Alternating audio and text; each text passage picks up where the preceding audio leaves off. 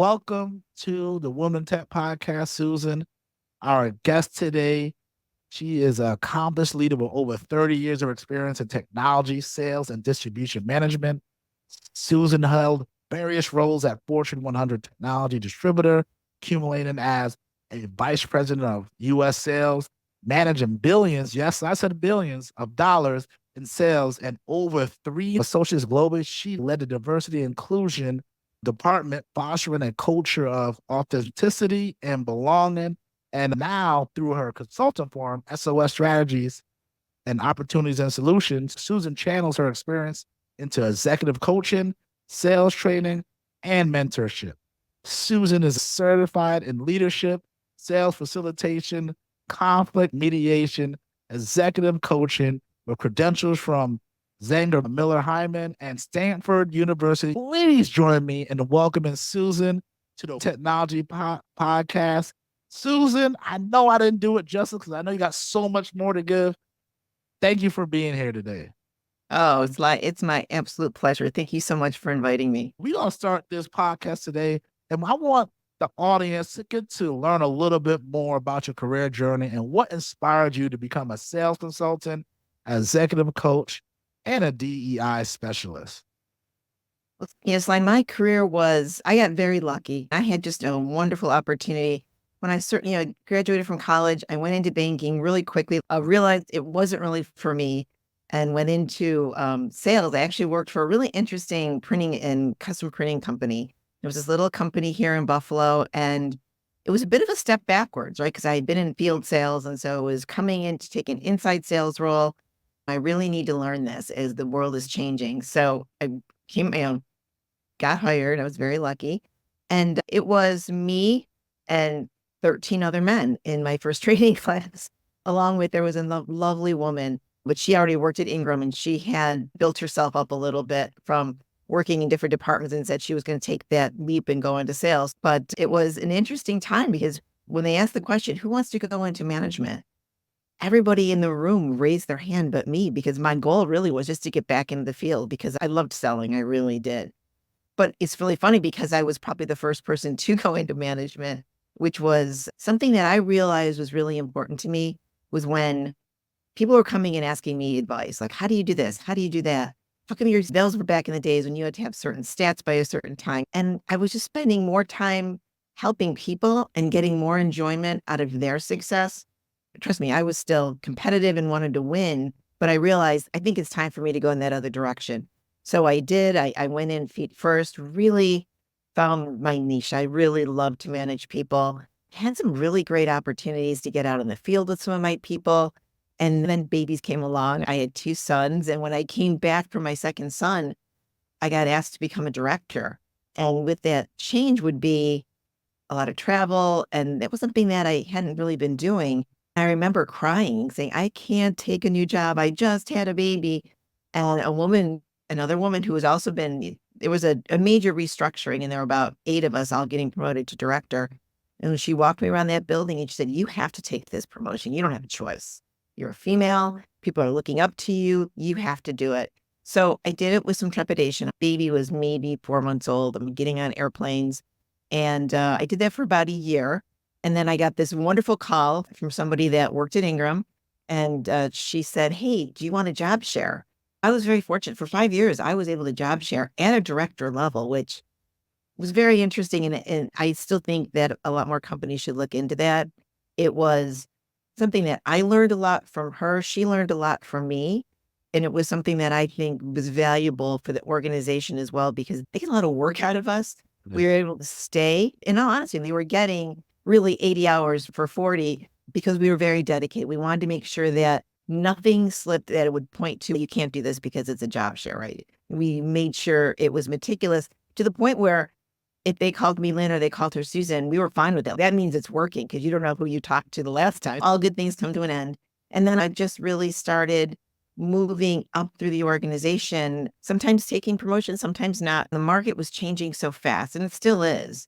And so you could have a new job every 3 years and never leave the company or never leave the sales department. But it was something that I really enjoyed. And it was hard. I'm not going to lie. It was very hard. My husband then decided to stay home.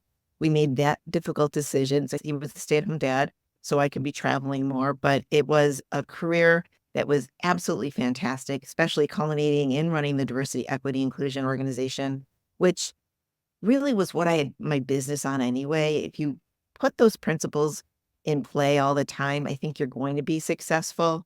So it was the reason that I decided to start moving on and start my own company, because you really understand why somebody starts their company. You can really help them understand how they need to deliver their product, right? You got to really understand the nuances of their organization. And also, it was just really interesting to me. I was curious. I needed to know. And also because I was so in awe of anybody who had that drive and that courageousness to say, I'm going to go do it on my own, right? I've been in a Fortune 100, which is safer, right? You've got the safety net of a Fortune 100. When you're on your own, you're on your own. You're responsible for every life and every family that works for you. And that's a big deal. And I knew my partners who took that seriously. We just created this bond because I wasn't going to let them down because they had a lot riding. It came to that point where it was like, if I don't start my own company now, I'm never going to do it. So it was a good decision at the time. And I'm so glad I did it because I've met even more amazing people. Yeah, and the way you manage it, you always had open door policy. You can definitely come talk to you. And you meant it, right? And you really would take the time. And I'm like, man, she's a VP. I'm down here as a tech support rep. This was when I first came out of school. And my manager, what are you doing? That's Susan O'Sullivan. I'm like, one of the town halls, he said that we could go talk to her. So I went to go talk to you.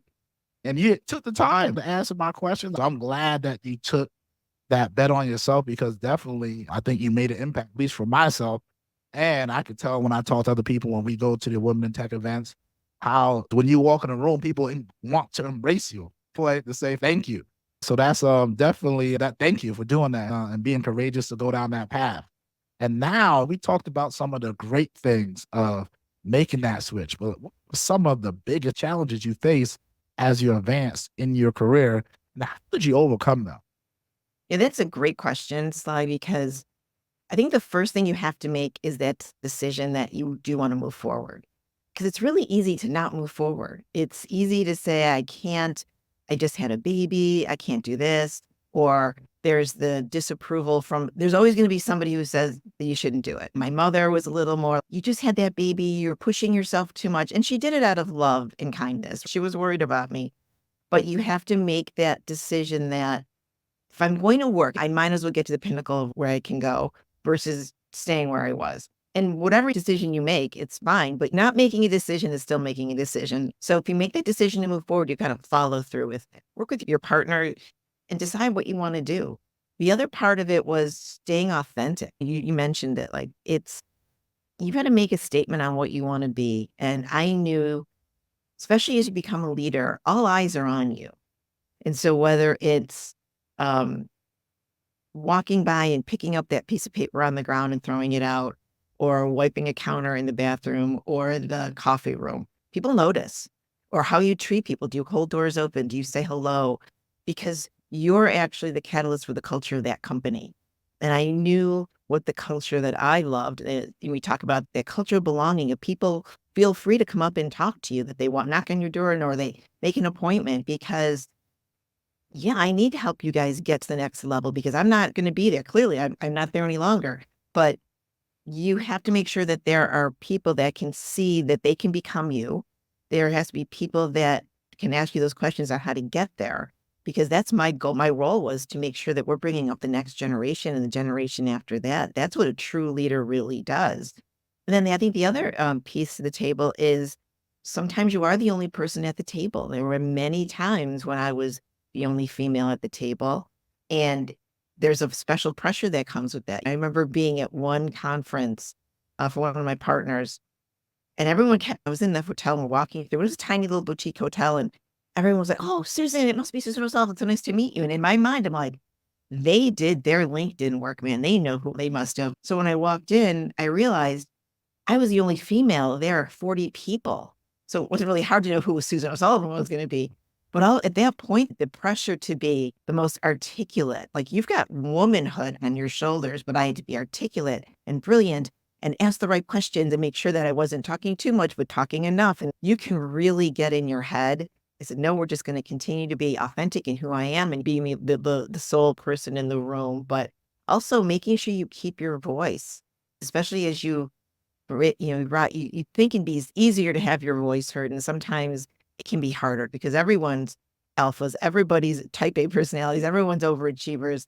So it does get a little bit more difficult. And I think women have a little bit more empathy and we're just more collaborative.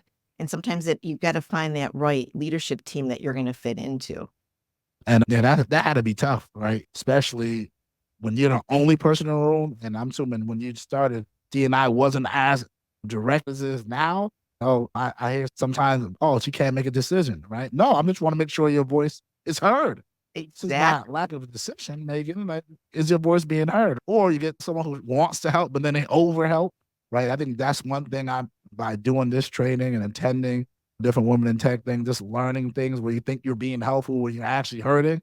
Sometimes being the only person of color in the room is a little bit different. You get in your head, am I doing it the right way? Am I saying it? I'm trying to be authentic to myself, but also reading the room, who's in the room, what type of personality's in the room. I'm so used to always helping someone or sharing something, then I realized sometimes you can overshare and people think you can't get to the point. I had to learn how this to be comfortable, calm, when change. You still ask questions, but now I know I'm at a point in my career where they pay you a certain amount for you to solve a certain problem. They want your leadership. They want your vision. They want you to make the change. I could definitely see that. And this goes into the next question perfectly. How have you, or a better question, have you encountered specific challenges as a woman in a senior executive role, and how have you navigated those? I think for me, it's making sure you don't put yourself in silly situations. I think the only other issue to your point is the typical, you say something and 3 minutes later, somebody else is saying what you just said, but yet they're getting recognized for it versus, didn't I just say that? And for me, it was making sure that you take ownership of that. Or if you see it happening, that was another thing, especially you're at a table and maybe junior people are there, and it can be male or female, it doesn't really matter. But making sure that if they said something and then somebody else does the exact same thing, always make sure you go, hey, that was a great idea that Janine or Sly had. I'm so glad you liked it too. It's just Okay. helping other people, not to make anybody feel bad, but just to make sure that people do get recognized. And I think that was something for me that was always difficult. It's making sure that you feel like you belong at that table. Yeah. Sometimes that was more what I was dealing with internally than it was at that table, frankly, because everyone was just trying to do their own job and no one was being malicious or hurtful, but it was just me. Like I had to get out of my own head and say, no, what I'm saying is valid and I need to hold my ground on it. Believe in something, making sure that you are articulate, you're fact based, you try and keep the emotion out of it. But sometimes emotion is good. If you're really passionate about something, you have to show that passion. And I think it really adds the credibility and the believability of what you're saying. So I think for me, it was more making sure that I believed that I belonged there and speaking my truth. Yep. And I think you said it really well is sometimes that imposter syndrome is usually sometimes you don't even have those problems, right? But in your head, you created those. Because I know when I made the switch and I took on a more senior role that I'm doing now, and I'm looking in the room and I'm seeing everyone credentials, I'm seeing PhDs, and I'm like, sure, that's the right room. You wouldn't be here if you weren't good, right? I Exactly. hired you because you're good, right? You bring a different skill set to the team. So just lean into that and you can make sure that you shadow the other things that you find qualities that you want to add to his 2 cents. That is perfectly okay. We all doing it. And then once I did that, I'm like, all right, this makes sense. And I realized there was something I brought to the team because I talked to some of my teammates like, so how do you even do that? I'm like, oh, I can show you. Even to this day, I had a call on Monday. One of my teammates is really good at strategy. This guy is really good. I'm a little bit better at the marketing tag. I could get a little bit deeper. I could do strategy as well, but I might not be a strategy and data person first, right? So now I'm making that switch because I'm trying to make a move into a different area of my career. But again, we share those. I share how I market it, how do I take that, and then you can showcase yourself online. And he showed me how I could build different business plans. So let's say that once I got out my head, I allowed it just to be in the room, be present, It was easy. Let's switch gears a little bit because now that you made the switch, you're out of Fortune 100. How do you build and maintain strong relationship with clients? And I think the reason why you can start a company right after is you had strong relationships. But now, what's the process? How do you do that? I think sometimes I run into people who are struggling in their career or they might have got laid off or looking for a new opportunity. They don't have the right relationships for that next opportunity. How do you think about that? At first, I'm very curious. And again, it's what I am naturally, but those are skills you can build, right? Just that curiosity. You can train yourself to ask certain questions. But for me, I was really interested in the person. Why did you start your business? What did you do? You get to know that person and why they do what they do. The other thing was always being available, right? It was, if I said I was going to do something, I did it. If something was falling apart for them, I made sure that I would take their phone call. I was always there. I took those calls because that's where the true partnerships really come, right? It's that collaboration. Like, I still have a partner. It was an IBM issue. It was bad, but we figured it out. We got on the phone. I listened to him. I heard him, listened to everything. But in all that complaining and yelling at me, I figured out what he needed at that point, right? And I'm like, what if we did this? And he was like, that could work. I said, okay, I'm going to do my best. This is what I can commit to. The rest is going to have to be up to IBM if they can help us. But you worked it through and you're there for them. So if I pick up that phone, he'll take my call today because he remembers that connection that we had, that I went out of my way to make sure that we helped him. And the other part of this is that network. You and I were at an event. If you've helped somebody, that's great. But it was also all the times that you pick up the phone and you call them or you send them an email. Hey, just thinking about you. So those little pieces, that's how you build that relationship. That's how you build that partnership. Or is the fact that you know so much about your business, maybe you send something their way. You know what? I was reading this, I thought about you. They know that you understand their business. They know that you're looking out for their business. It may not always fit their business, but they know you're thinking about that. And again, it's got to be authentic. If you can do it authentically, I think that's where those partnerships last for a very long time. Yeah, and True, right? definitely true. 'Cause I think even with our relationship, I first started, you opened the door and talked to me for a minute. Susan, she's an easy person to talk to, right? But again, it helped me. And then even I remember I was out in Elwood in Buffalo and I saw you. I said hi. You had to talk to me outside of work. You still had a conversation to have my wife with me, had a quick conversation. And again, those little things continue to build up. Even when I came to one of the events, saw you again, you said hi, you still remember my name, surprisingly. I'm like, oh, Pence, you still remember my name. Little things that I realized really good leaders do, right? Knowing someone's name, being authentic, asking about the family. I think you're right. I think the times where I've realized when I didn't have to engage with a person and I went out my way to really understand why they did it or why they upset or what can I do to make it better for them? Or I haven't talked to you in a while, Susan. How have you been? And what are you working on? Is there anything I can help you with? So I think that's something I find a lot of people struggle with is be really authentic, just not Susan was a VP, so I want to talk to her because it's advantageous for me. But how can you help? What value do you bring to the table? What is she actually like? She got two kids. What are they doing? What schools do they go to? What's really going on with you, right? Ask those questions, but continue. You can't be one time. And I get people now. I made the switch, moved to Microsoft, and now my phone rings a little bit more. And there's people I hadn't talked to in 7, 8 years. Sly, I need you to give me a referral. I'm like, I'm like, haven't talked, we haven't liked the page. Like I post a lot. I don't see not one like on there. What's going on? You didn't talk to me for a bit. It's a little bit harder to have that conversation. But now let's go on to something a little bit different.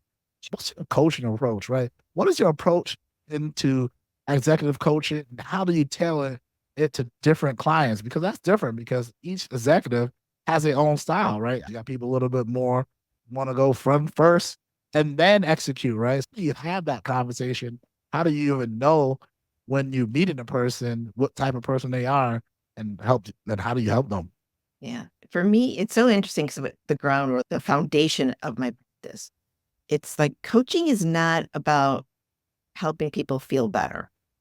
It's about making people see better because they have to, and seeing is how their skills and how they're affecting the room. how they're affecting their teams, how they're affecting the culture of the company, how they're dealing with their boss. So for me, it takes some time, right? You've got to build the trust first and to trust them. There has to be some very clear, what do you want to accomplish? What do you think? And then the best coaching is when, especially if it's a development piece, if the organization is behind it, what does the organization want you to become? What skills do they want you to really lean into? What skills do they maybe want you to lean back from? And let's talk through those. I use assessments. I think personality assessments are very important. I'm a personal fan of Hogan right now. How your personality works at work, because this is what I'm doing is executive coaching. So it's really about, what do they want to accomplish? It almost goes back to selling in a way, right? Fix, avoid, accomplish. What do they want to do more of? We use those assessments to really build out, okay, this is your strength. And this is going to be super helpful in this situation. And it's not me telling them what to do, because they have the answers within themselves. It's really to help them see how they're going to make those changes. And that makes sense. I like how you said it's not about the emotion, helping them see better. I think that is really great how you said that, because that's half the challenge when you're having those blockers. What's next? What do I need to do next? Or even when I remember I had a challenging role when I made the switch from like a senior product marketing manager to a director. I couldn't see the difference of me being a director now. I'm having to build the strategies. I'm so used to the strategy already built. Now I'm acting on it. And now my CMO is like, wow, we need you to define it. And I'm focused on defining the videos and the social media. I want you to scale yourself, right? I'm like, do that. At that time, I needed to have a coach to help me see that before I got there. And I ended up reading a book after that. What got me here won't get you there. It's a great book. And that took me too long to realize when I was in that role. You learn. I think it was a great thing to show me where I needed to get better at, but I thought I was good already. So that was a fair book. And then also something that you talked about, I think is really good. I took the Strengths Finder and I found out strategy was number one for me. I mean, that was my number one. So then I started structuring the roles that I took to help me so I could highlight that. So I'm like, how do I turn that into leadership? Because I find most people don't have systems. I got systems for everything. I even realized now I'm going to children of three. So my wife and I end up bringing in, you got a cleaner that's going to come once a month. I'm like, what happened when I'm working a lot? I might be traveling. My wife got 3 kids there, right? You need someone to clean, right? Do we need this? So I love how you said that you help them see better, because people really think about it. When you run into challenges, you don't know what's next. And I think you're right. A good coach can help you find that, and also figure out what you're going towards. I haven't realizing that now. I'm doing a lot of strategy planning for my role. And I'm like, what do they want to accomplish? What does my partner want to accomplish? And what do I need to accomplish in there? I wrote that down, and I'll help them build a plan, but it's helping them find where they need to get better at and where I need to improve on. So let's talk about, can you describe a particular rewarding coaching experience and its impact on the client? I think the one that was the most rewarding was, this person didn't think they needed a coach. They were actually taking it as, I must have done something wrong if they want me to coach, because I think I'm doing great. So it was a little adversarial walking in. It was like, you are good. You're great. But how can you get better? And so it was a little difficult those first few meetings, because they just didn't really want to be there. And it's hard when you're trying to pull this out of somebody. And then we wound up getting their assessment done, and we just walked through the assessment. And for whatever reason, I don't know if it was the right question I asked, but you just saw the aha moment happen. And they're like, oh, this is why I need a coach.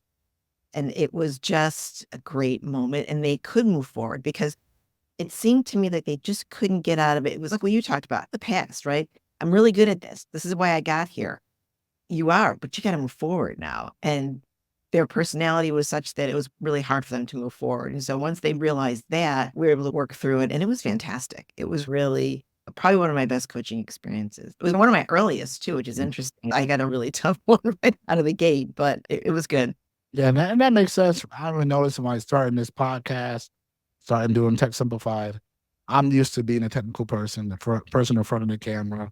But sometimes as the owner or founder of a business, you got to realize you got to delegate, right? Like, I don't want to be a video editor. So I had to delegate that. I want to be an accountant. I had to find me an accountant. I want to do bookkeeping. I had to find that, to understand that. Certain things in tech that I don't want to cover. But then I realized my clients need those things. So I had to outsource that talent and then be comfortable of building someone else up and then not getting accolades. I know that Tech Simplified as a brand is doing well, but more importantly, the person I'm working, I'm empowering them to find their next opportunity or grow within the company I have. And that was hard for me, making switching from individual contributor or even being a parent, man. Like I realize now, like a lot of things I can't take credit for, even though I set them up, get them right. My wife and I do it. I'm just happy just watching my daughter score her first soccer goal on Monday, right? And I'm over there cheering. I'm trying to help her. And I'm like, man, you just got to kick the ball over. Like, you just got to watch it, be hands off. But you're right. Being able to pivot and asking yourself, do you really want the pivot? Because I met a lot of my friends who love tech. I'm like, man, do not go into management because you don't want to do. I got a lot of high paying engineers who make more than CEOs. So you can definitely make money in this path. You just got to make sure that you ask yourself and be honest to yourself if that's what you want to do.